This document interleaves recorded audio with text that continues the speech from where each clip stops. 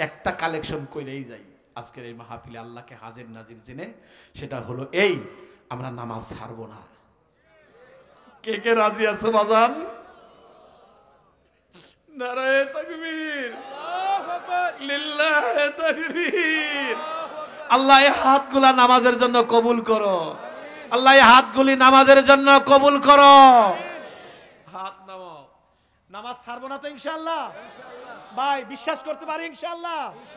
যুবক কলেজের ছেলেরা বিশ্বাস করতে পারি ইনশাআল্লাহ? নাম্বার 2, বিড়ি সিগারেট খাবো না, বলো ইনশাআল্লাহ। বিড়ি সিগারেট খাবো না, বলো ইনশাআল্লাহ। টান টান করে হাত তোলো, কে রাজি আছো? নারায়ে তাকবীর। আর বিড়ি সিগারেট খাবো না, বলো আমিন।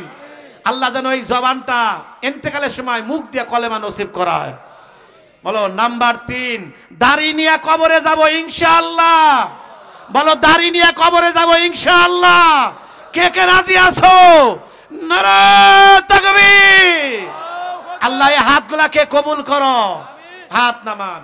এটা হলো আমলিয়াতের মাহফিল, হ্যাঁ, এটা আপনার রুহের চিকিৎসার মাহফিল। এই জন্য এই মাহফিল থেকে আমরা ওয়াদা করলাম, আমরা নামাজ ছাড়বো না, আমরা বিড়ি সিগারেট খাবো না, অন্যায় অশ্লীল কাজে আমরা যাব না। যুবকরা, তোমাদেরকে নষ্ট করার জন্য পশ্চিমা শক্তি উঠে পড়ে লেগেছে। ফেসবুক তোমরা ইউজ করিও না, করলেও বিনা কারণে অনর্থক রাত্রি জাগরণ করিও না। ইউনিভার্সিটির ছেলে যারা আছো, কলেজের ছেলে যারা আছো, তোমাদেরকে এখন গঠন হতে হবে, কারণ আগামী দিনের এই দেশ তোমাদের চালাইতে হবে, ঠিক কিনা? এই জন্য তোমাদেরকে বড় হতে হবে, সাহসী হতে হবে, তোমাদেরকে অনেক দামি হতে হবে, অনেক জ্ঞানী হতে হবে। এই জন্য এগুলোর থেকে, অন্যায় গুনাহ থেকে তোমরা দূরে থাকো। আল্লাহ কবুল করেন, বলেন আমিন। মাশাআল্লাহ। আজকের আমার আলোচ্য বিষয় এটাই যে আজকে এই পরিস্থিতির জন্য দায়ী হলো গুনাহ। বলো কি? 2 নাম্বার, এর থেকে মুক্তি পাওয়ার রাস্তা কি?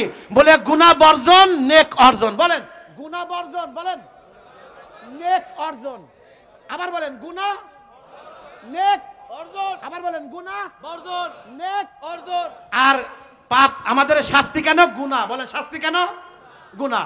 আল্লাহ পাক এই আলোচ্য বিষয়ের উপর কোরআন সুন্নাহকে শক্ত করে ধরার মাধ্যমে আমাদের সমাজকে সংস্কার করার তৌফিক দান করেন। ওমা আলাইনা ইল্লা